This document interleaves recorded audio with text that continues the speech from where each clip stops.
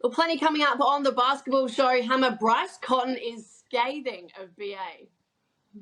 Yeah, and I talked to Derek Rucker and we discuss who are the best three players in the NBL. And when is Duop Reith getting paid? Let's get into it. This is the Basketball Show with Shane the Hammer Heel.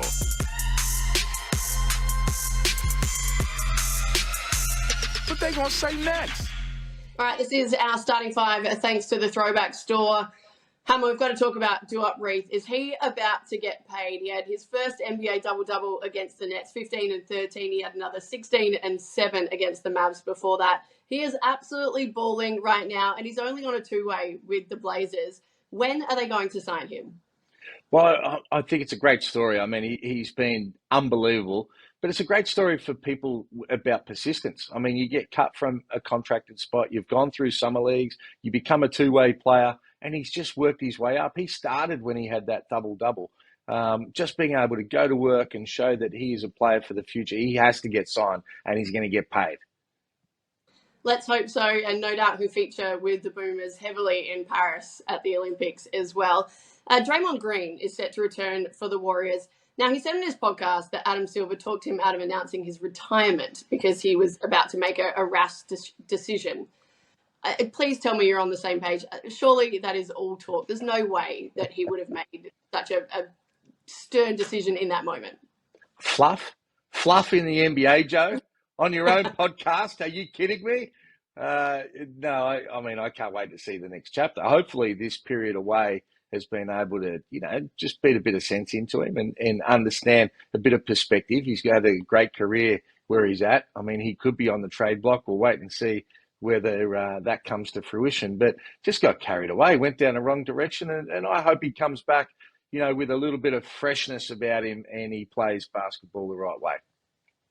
Exactly right. I think it was really nice. Him and Coach Kerr had a bit of a moment as well. Draymond said that they both cried. They were very honest with how he potentially wants to end his time at the Warriors, given the trade window is only a few weeks away. So hopefully he can sort of smooth things out and we'll see what happens in the coming weeks. Ja Morant is out for the rest of the season, which is such a blow. He literally only played 9 games. Is the Grizzlies season over at this point? Oh, it's done. But it's a shame for Morant, the Grizzlies, and for the fans because he was putting on a show. He was averaging like 25, 26 points, 8 and 5. And, he was playing some great basketball. You could see that time out, he was revitalized. He was fresh. He was just energetic about being able to get it done. And he was helping the Grizzlies get some wins as well. So, no, there's no doubt they're going to be, in that bottom echelon of teams and probably going for a higher draft pick, I would think now. Let's think about next season for Memphis. Ja will be back. Steven Adams will be back. Ride this out and go ham on the league next season, I reckon. No doubt. There is no doubt. Steven Adams is sort of a little bit that forgotten player, but plays such a valuable role with some of the talent that they've got. So, they get a high draft pick and get a lottery pick and, good things are happening over the next couple of years for the Grizzlies. All right, closer to home, the NBL ladder. It feels like it's always pretty tight this season. For whatever reason, it feels even tighter. Everyone is causing upsets. Even the 36ers, I don't know if anyone actually expected this. That huge win over Melbourne United. Let's be honest, they ain't making the playoffs. No way. But if they continue to play the way that they are going to cause problems for teams. Likewise, the Taipans, although they've given themselves a chance. How do you see the ladder and the way that it's playing out right now? Well, it's, as you say, it's unbelievable logjam of teams that can really make a play. The Adelaide 36ers, I just want to touch on them. They were unbelievably impressive in that game against Melbourne. And, give a big clap to Scott Ninnis for being able to work his way through this to be able to get people to play their roles. DJ was incredible. He had 30. Trey Cal has just found another gear in what he's been able to get done. And Scott Ninnis found a better balance for being able to use McCarron and Detch really being able to defend Golding, who had no impact on the game whatsoever because of their defense, and found a way to play Jason Kadee as well. And I think those three initially got benched, but now have found a way and showed people how they can really help the team. So well done to the 36ers. 5, How about this to kick off our Boost Mobile Hoops highlights? Young gun Jalen Smith, too big for Jalen Brown. Nice job getting over there to get that block by Jalen Brown. Just took Turner out. But there's another shot blocker on the team. 4. Speaking of young gun, next star Alex Sarr goes next level. Tui flies. Let's take a look at this. Got it in his right hand, hit him with an in and out jab. 3. Long, Darius Thompson wants to try to come back again. Had a wide open look up top. Oh, Tyreek Jones. Darius Thompson with an incredible left-handed layup early, but look at Tyreek Jones. Francois Poirier, he loves to go up and try to get him. He got one from Vesely the other day. 2. Boy, really trying to find Zubac. Such good play by AD. LeBron drained down the track. Look out!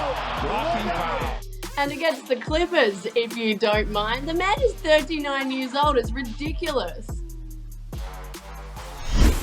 1. Here's Smith. Oh, my God! Whoa! Dennis Smith, Jr. points. Holy moly, and how about the reaction from the bench? Dennis Smith with a monster slam. Those are your Hoops highlights this week, thanks to Boost Mobile.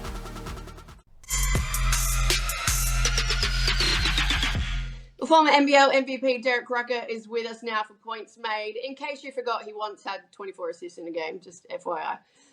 D, how you doing? Maybe get straight into the NBL. Lots of talk around the MVP race at the moment and who is in contention. So let's set the record straight. Who are the best 3 players currently in the league?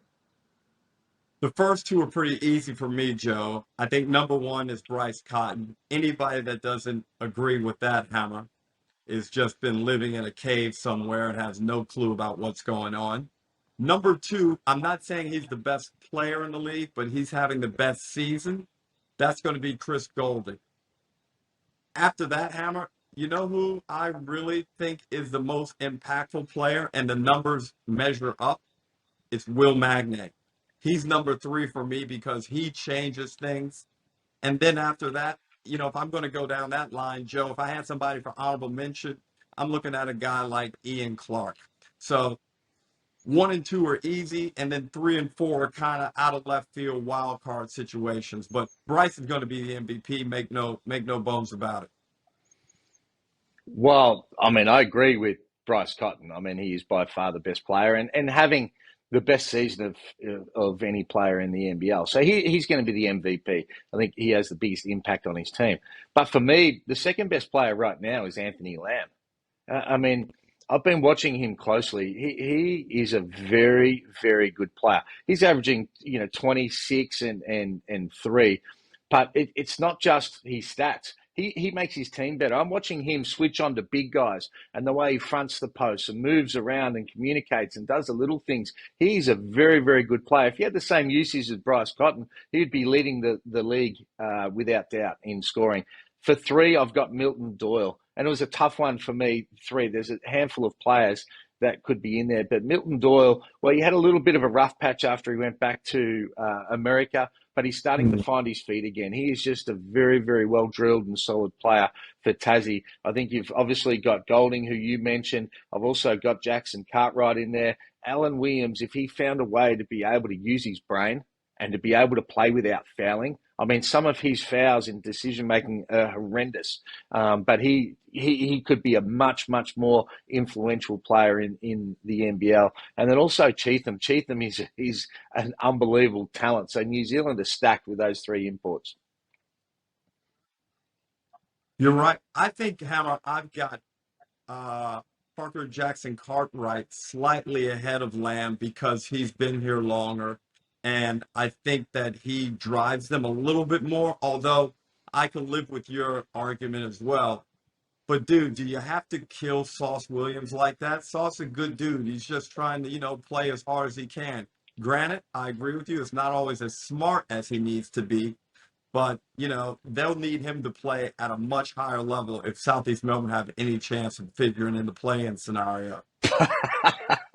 You're talking Southeast Melbourne, a chance to make the playoffs. You're kidding yourself, D. And I wasn't evaluating his personality. He seems like a great bloke. I'd love to have a beer with him, love to have a chat. But when you're talking about as a fan being frustrated about a guy, Mike Kelly will leave him in with 3 fouls in the second quarter and trust him. And within 30 seconds, he gets his 4th foul. I mean, it's bad. He needs to be able to continue to grow as a player if he's going to reach his full potential, which I think can be a dominating factor in the NBL. All right, time to talk Supercoach now. NBL commentator Nathan Stremple is with us, looking very suave, I might add. Nathan, I need all the help that I can with this. Talk us through what is happening at the moment. What do you mean you need all the help, Jojo? I got beaten head-to-head this week by Hammer. I'm waiting for a baby to come any day now, but I'm still doing my Supercoach research, and I'm grateful that coming off the holiday season, we've got most of the teams on doubles, only 4 teams. Perth, no double game. Melbourne, no double game. Cairns, no double game. And Southeast Melbourne, Phoenix. So stay away from those. But any other teams, you can take the pick from whatever talent you like. Hammer, I think I need to hand over the expert hat to you. Well, I'm not going to get too carried away right now, but I will be interested to see what decisions you're going to make, mate, because as you say, a lot of teams on doubles, which way are you going to go to be able to improve your team and try and get one back on me, pal? Well, I do have some work to do. It is a case now, though, we're only 5 rounds away from the end of the season, so you can start planning towards the end. So it's teams like Illawarra, teams like New Zealand that do play a bunch on double game rounds throughout towards the end of the season. So maybe it's a Sam Froling or Gary Clark from Illawarra. Or if you're thinking short term, the Adelaide 36ers have just found a turn of form. They've turned towards those main 4 guys in Isaac Humphries, Wiley, DJ Vasiljevic and Trey Kell that are playing a lot. So maybe short term you want to use them, boost up your score, and then see out the rest of the season with someone else. All right, I'm pleased to say a 3-time NBL champion Bryce Cotton joins us now from Perth. Bryce, great to have you on the basketball show. You guys are playing inspired basketball right now. What is the feeling like as a group? You had a bit of a bumpy start, of course, but you've managed to turn it around incredibly well. I mean, honestly, we just kind of keep putting one foot in front of the other. We're aware of, how we're playing at the moment, but we try not to get too ahead of ourselves because all that matters is the next game. So just trying to stay even keel, I would say, is the biggest message. Bryce, I want to take you back to the time that it was a little bit more difficult. What were the key things that really turned your season around? There was a lot of pressure on John Riley. The fans were going off. You probably had belief that it was always going to turn around. But what were the key things that allowed that? The biggest turnaround, I think, is when we had a team meeting. I forget which loss it was, but everybody got everything off their chest that they needed to say, whether it was stuff that they were dealing with themselves or issues they felt kind of within the team that we needed to fix. But everything that needed to be said was said, and luckily everybody was receptive to everybody's feelings, I guess, from them vocalizing whatever they felt. And I think from that game on, the next game was Adelaide, and we came out with a win, and I think that was kind of what started turning the wheels.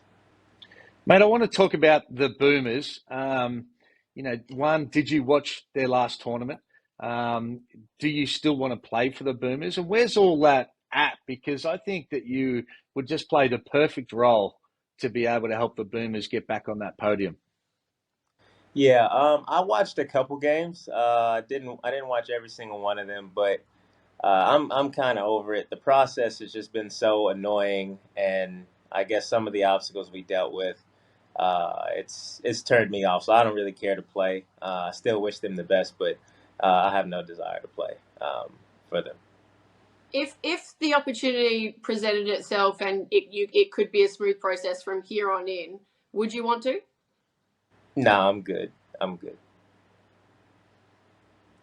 Yeah, fair enough. Well, I mean, that's disappointing as a past Boomer that, and it sounds to me like the process really wasn't embraced from Basketball Australia and them putting their weight behind really trying to make that happen anyway from the outside anyway.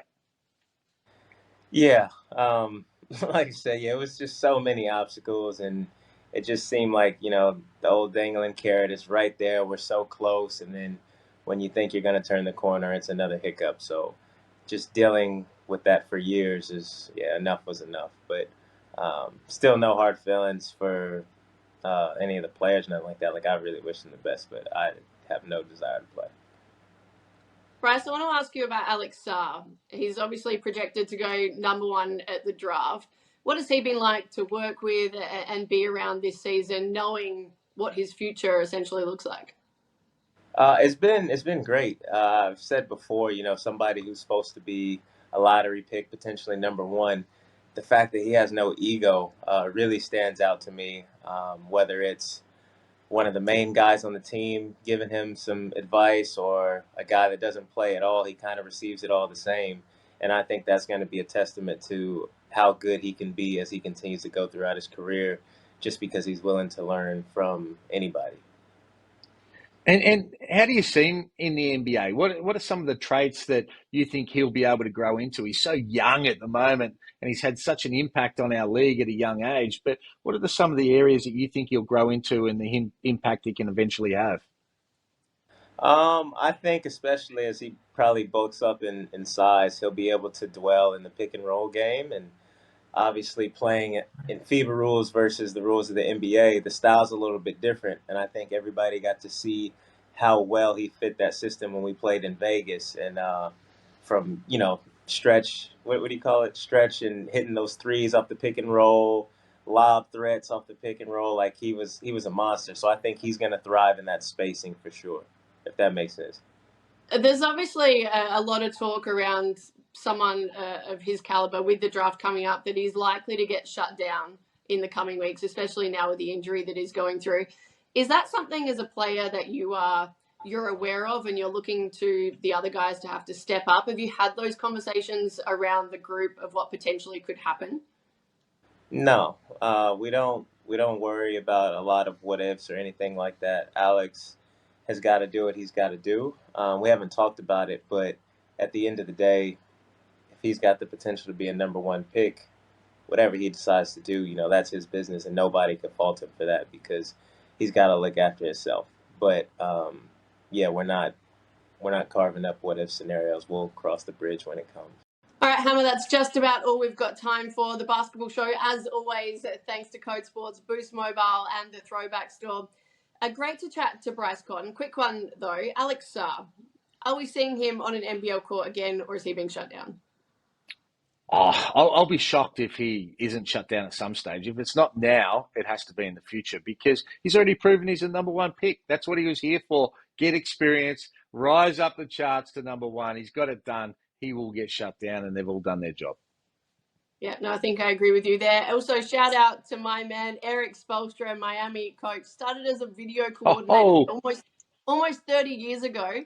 He's now just signed an 8-year, $120 million contract. So well-deserved. I love that.